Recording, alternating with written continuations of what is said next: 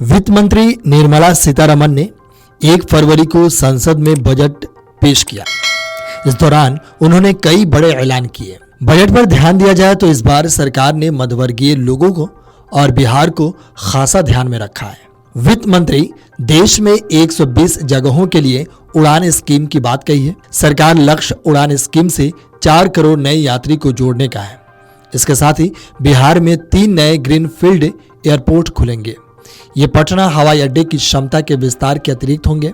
पहाड़ी इलाकों में छोटे एयरपोर्ट, हेलीपैड बनाए जाएंगे। आपको बता दें कि पिछले केंद्रीय बजट के मुकाबले इस बार ज्यादा मेहरबानी देखने की एक वजह इस साल होने वाले बिहार विधानसभा चुनाव भी है। इसके अलावा मुख्यमंत्री नीतीश कुमार की पार्टी जनता दल यूनाइटेड का केंद्र सरकार में योगदान भी है। बजट में वित्त मंत्री निर्मला सीतारमण की मेहरबानी की यही वजह है। वजह चाहे जो भी हो, कई पुराने घाव इस बजट से भरे हैं। बिहार के लिए कई योजनाएं तो आई है, जैसे कोसी मिथिला क्षेत्र को राहत देने की खबर भी इस बजट के जरिए केंद्र की नरेंद्र मोदी सरकार ने दी है। आपको बता दें कि वित्त मंत्री ने मिथिलांचल में वेस्टर्न कोसी कैनाल प्रोजेक्ट का प्रस्ताव पेश किया है। इन प्रोजेक्ट के लिए आर्थिक मदद की जाएगी। इससे यहाँ के किसानों को फायदा होगा। 50,000 हेक्टेयर जमीन को सिंचाई का फायदा मिलेगा। इससे बाढ़ की त्रासदी को घटाने में भी मदद मिलेगी। इसके अलावा मिथिलांचल कोसी की पहचान मखाना से जुड़ी एक बड़ी घोषणा केंद्रीय बजट में की गई है। वित्त मंत्री ने बिहार में मखाना बोर्ड का प्रस्ताव रखा है। मखाना की मार्केटिंग के लिए यह बोर्ड बनाया जाएगा। अब तक कोसी मिथिलांचल में मखाना उत्पादन करने वाले किसानों के लिए बाजार का पूरा सिस्टम नहीं है। इस बोर्ड के जरिए मखाना किसानों को सीधा बाजार उपलब्ध कराया जाए। वित्त मंत्री ने कहा कि कोशिश की जाएगी कि सभी सरकारी योजना का फायदा इन किसानों को मिले।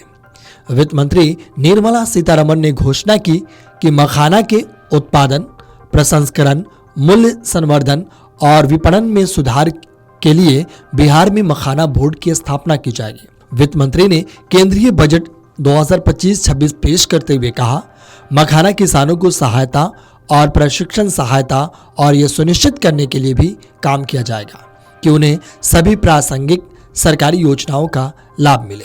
आपको बता दें कि बिहार में विपक्ष के नेता तेजस्वी यादव आगामी चुनाव में मुख्यमंत्री नीतीश कुमार के नेतृत्व वाले राष्ट्रीय जनतांत्रिक गठबंधन सरकार को घेरने की तैयारी में है और इस बजट में उस घेराव को कमजोर करने की भी तैयारी दिख रही है। बजट में बिहार में राष्ट्रीय खाद्य प्रौद्योगिकी और उद्यमिता एवं प्रबंधन संस्थान बनाने के साथ फुटवियर चमड़ा उद्योग को बढ़ाने का प्रस्ताव इसका एक प्रमाण है। राष्ट्रीय खाद्य प्रौद्योगिकी और उद्यमिता एवं प्रबंधन संस्थान बिहार के कृषि उत्पादों को अलग तरह का बाजार उपलब्ध कराने में मदद करेगा। बिहार के अनाज से यही कई तरह के उत्पाद तैयार होंगे और इससे रोजगार की भी बड़ी संभावनाएं सामने आएगी। वित्त मंत्री ने आगे कहा कि पूर्वी क्षेत्र में खाद्य प्रसंस्करण क्षमताएं मजबूत करने में मदद मिलेगी। यह किसानों के उत्पादन की गुणवत्ता बढ़ाकर उनकी आय में बढ़ोतरी करेगा।